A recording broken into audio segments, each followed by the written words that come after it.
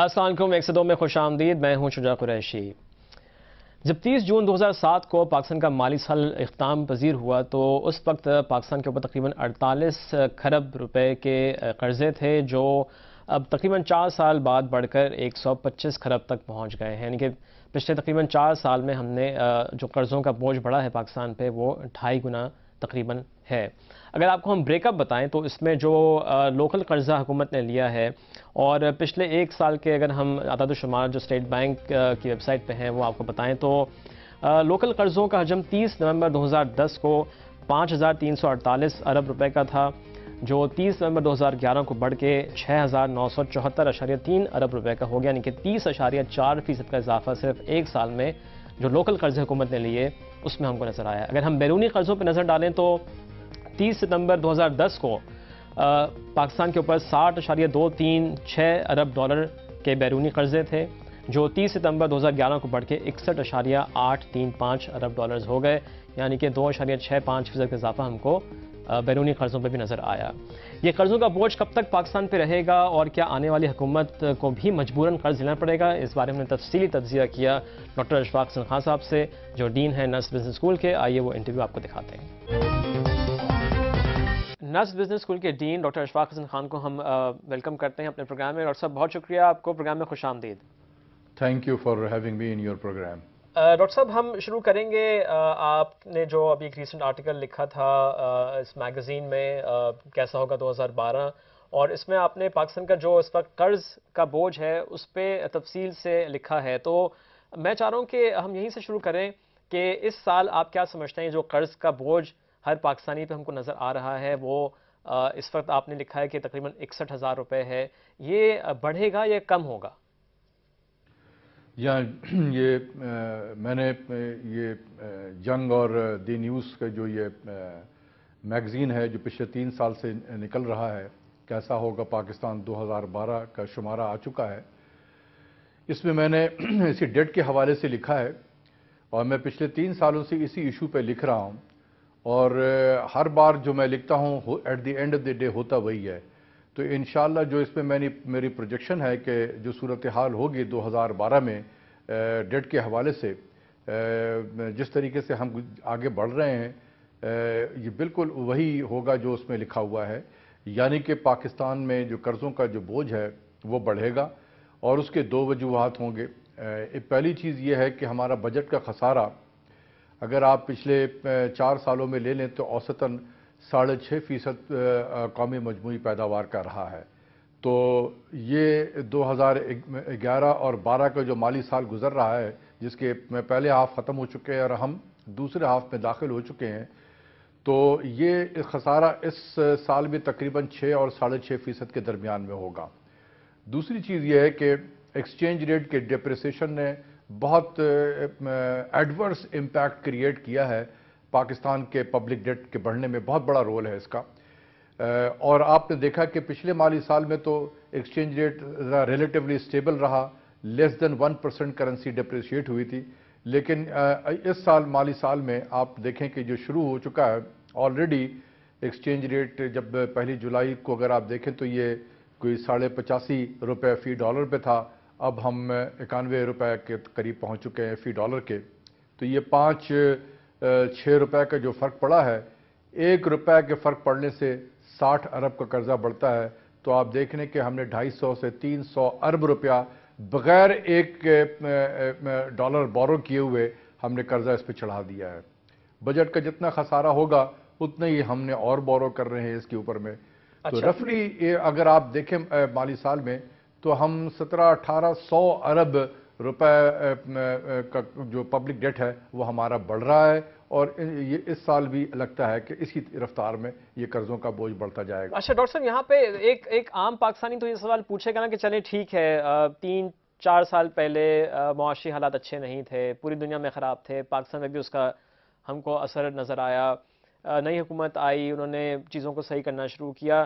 تو اگر کچھ سالوں میں چیزیں صحیح ہو جائیں، جس کی ایکسپیکٹیشن بھی ہر رکھتا ہے کہ چلیں اگر خرابی بہت ہے تو اس کو صحیح کرتے کرتے تھوڑا وقت لگ جائے گا، ابھی اگر ہمیں کچھ مزید کنٹریبیوٹ کرنا ہے اپنے ملک کے لیے کسی بھی طریقے سے کہ اس کو پیسے کی ضرورت ہے تو ہم کر دیتے ہیں. اور ہوپ فلی پھر یہ امید رکھتی ہے عوام یہ امید رکھتے ہیں کہ پھر حالات بہتر ہو جائیں گے. لیکن ہم تو دیکھ رہے ہیں کہ ہر سال قرض کا جو حجم ہے بڑھتا چلا جا رہا ہے, تو اس کا مطلب کیا ہے کہ معاشی جو صورتحال جو خراب ہے وہ کنٹرول نہیں ہو پا رہی ہے.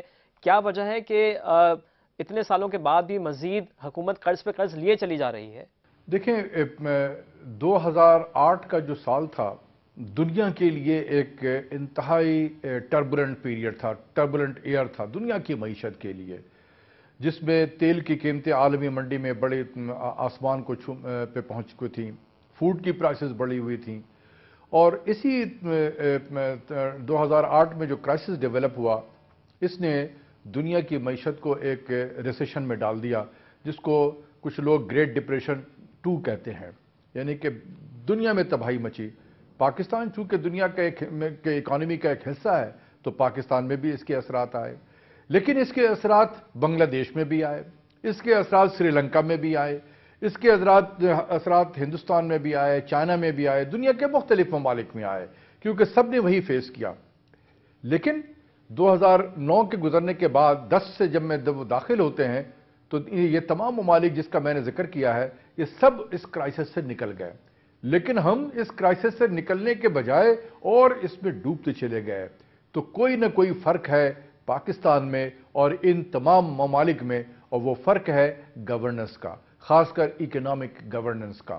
ہمارے یہاں اکانومی کبھی بھی ریڈار اسکرین پہ گورنمنٹ کے نہیں رہی ہے، کبھی اس پہ فوکس نہیں کیا گیا ہے، کبھی اس کی امپورٹنس ہم نے نہیں دی ہے، جبکہ وہ تمام ممالک جو تھے وہ دنیا میں جب کرائسس آیا تو وہ سارے اپنے ممالک جس کا میں نے ذکر کیا یہ سب اپنے آپ کو ایڈجسٹ کر رہے تھے اس نئے انوائرمنٹ میں، پالیسیز لے رہے تھے اور اس کرائسس سے نکلنے کی کوشش کر رہے تھے، اور اس پالیسیز کی وجہ سے وہ نکل گئے.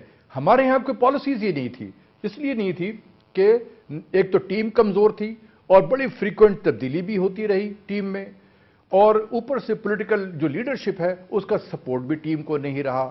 تو گویا یہ ہے کہ اگر میں سمرائز کروں کہ اکانومی چونکہ ریڈار اسکرین پہ نہیں تھی، کوئی فوکس میں بھی نہیں تھا، اس کی اہمیت ہم نے نہیں دی، یہ جس طریقے سے چل رہا تھا ایک رڈرلیس شپ کی طرح، یہ ٹہلتے ٹہلتے اور سمندر میں ایک گہرائی سے گہرائی میں یہ جاتا چلا گیا. اچھا، تو آپ کہہ رہے ہیں ڈاکٹر صاحب کہ اس سال بھی آپ کو کوئی ایسی امید نہیں ہے کہ حکومت اپنی جو مالی مینجمنٹ ہے، جو اس کو فیصلے اچھے کرنے ہیں پاکستان کی معیشت کو بحال کرنے کے لیے، وہ شاید ہم کو نظر نہ آئیں، اور اس سال بھی حکومت قرضہ لے تو قرض کا بوجھ اور بڑھ جائے گا؟ جی بالکل، یہی تو میں نے شروع میں کہا، اور یہی آپ کے اس رسالے کے جس کا آپ نے ذکر کیا ہے کہ کیسا ہوگا پاکستان 2012 میں، اس میں بھی اسی چیز کی نشاندہی کی ہے کہ جو حالات ڈیولپ ہو رہے ہیں ہمارے، دیکھیں ایک اور بھی نئی چیز ڈیولپ ہوئی ہے. پچھلے مالی سال تک یعنی کہ 2010-2011 تک ہم پہ ایک پریشر تھا اور وہ تھا بجٹ کا پریشر. 2011-12 میں جو ہم داخل ہوئے ہیں اور اس سے آگے آنے والے سالوں میں ایک اور پریشر میں اضافہ ہو رہا ہے، وہ ہے ایکسٹرنل اکاؤنٹ کا پریشر. اور آج میں نے اسی کے بارے میں لکھا بھی ہے کہ کیا پریشر ڈیولپ ہو رہا ہے. کہ ایک تو آپ دیکھیں کہ ہمارا ایکسپورٹس بڑی تیزی سے نیچے گر گیا ہے، اور اس کی نشاندہی میں نے اگست کے مہینے میں شروع اگست میں کیا تھا کہ ایکسپورٹس گروتھ ہمارے یا تو فلیٹ ہوں گے یا نیگیٹو ہو جائیں گے. اسٹیٹ بینک کو 6 مہینے لگے اس چیز کو سمجھنے میں، اور انہوں نے اپنے اینول رپورٹ میں بھی لکھا ہے کہ جی حالات ذرا مشکل ہوں گے ہمارے بیلنس آف پیمنٹ پہ، جو مجھے 6 مہینے پہلے نظر آ رہا تھا. منسٹری آف فائنانس میں ابھی تک کسی کو نظر نہیں آ رہا ہے، وہ ابھی بھی اپنے پولیٹیکل لیڈرشپ کو بتا رہے ہیں کہ ہر چیز ٹھیک ہے، جو میں سمجھتا ہوں کہ یہ بہت ظلم کر رہے ہیں، پولیٹیکل لیڈرشپ کے ساتھ بھی ظلم کر رہے ہیں، ان کو صحیح نہیں بتا رہے ہیں، اور اپنے ملک کے ساتھ ظلم کر رہے ہیں، اپنے عوام کے ساتھ ظلم کر رہے ہیں. حقیقت بتانا چاہیے لوگوں کو کہ ہم کہاں کھڑے ہیں اور کدھر جا رہے ہیں. ایکسپورٹ گروتھ نیگیٹو ہو چکا ہے. امپورٹ اگر آپ دیکھیں 6 مہینے میں یہ 2 گنا تیزی سے بڑھ رہا ہے ایکسپورٹس کے. اب ایکسپورٹس جو میں دیکھ رہا ہوں کہ نیگیٹو ہوگا اوور آل گروتھ اس کا، اور امپورٹ تیزی سے بڑھے گا. آئل کی پرائسز جو ہیں ہمارے ذہن میں یہ تھا کہ دنیا میں چونکہ اس وقت معاشی بحران ہے پرٹیکولرلی یورپ اور امریکہ میں، تو تیل کی ڈیمانڈ کم ہو جائے گی تو اس سے تیل کی قیمتیں جو ہیں وہ نیچے کی سطح پہ رہیں گی.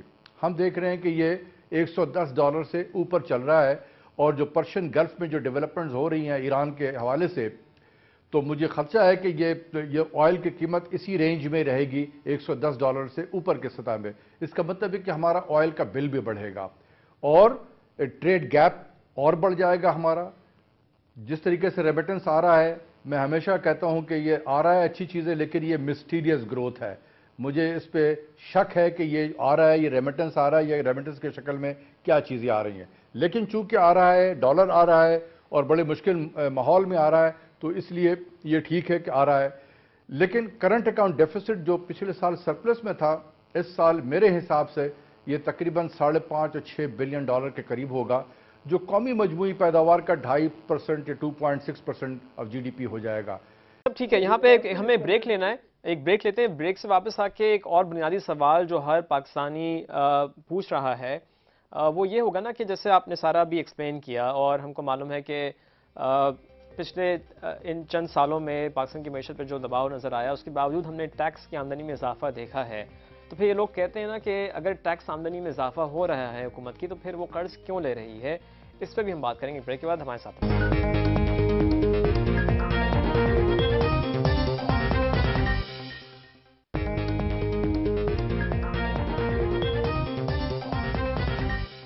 پروگرام میں دوبارہ خوش آمدید. ہم ڈاکٹر اشفاق حسن خان صاحب سے بات کر رہے ہیں, ڈین ہیں نسٹ بزنس اسکول کے. ڈاکٹر صاحب, قرض کے حوالے سے جو ہم بات کر رہے تھے, تو ایک عام پاکستانی بھی یہ پوچھتا ہے کہ ٹیکس آمدنی میں اضافہ ہو رہا ہے, اور اس سال بھی ہم کو معلوم ہے کہ ٹیکس آمدنی میں اب تک جو 6 ماہ کے اعداد و شمار سامنے آئے ہیں, فائنانس منسٹر وزیر خزانہ صاحب ہر فورم پہ اس کو کلیم کر رہے ہیں کہ 27% کا اضافہ ہے ٹیکس آمدنی میں.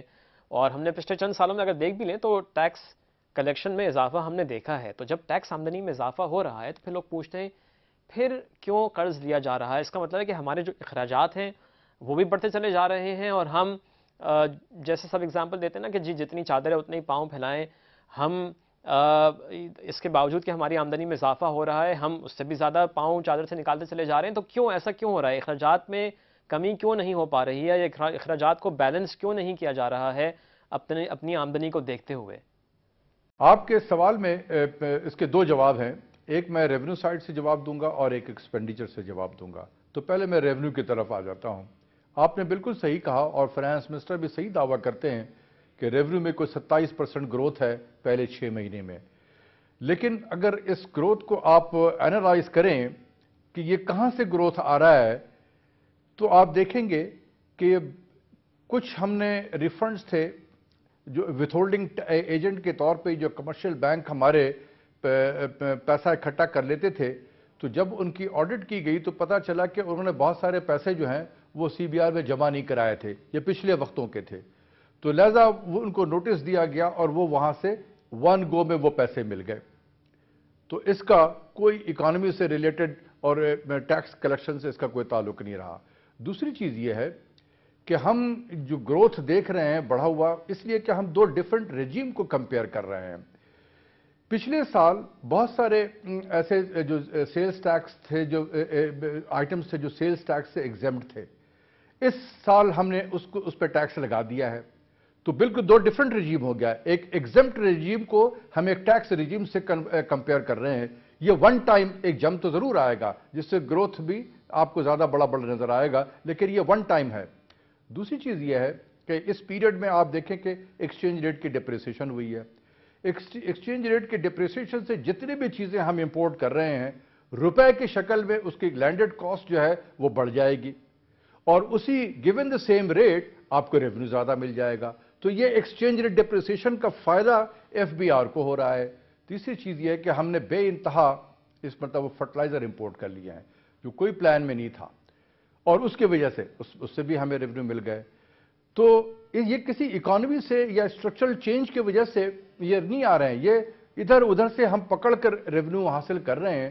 تو یہ ہے ریونیو کی کہانی. دوسری چیز یہ ہے کہ ریونیو تو بڑھ رہا ہے لیکن ایکسپینڈیچر پہ ہمارے کوئی کنٹرول نہیں ہے, اور اس کی وجہ یہ ہے کہ یہ الیکشن ایئر ہے, اور جب بھی الیکشن ایئر ہوگا گورنمنٹ کبھی بھی ایکسپینڈیچر ریسٹرینٹ کی طرف نہیں جا سکتی ہے بائی ڈیفینیشن.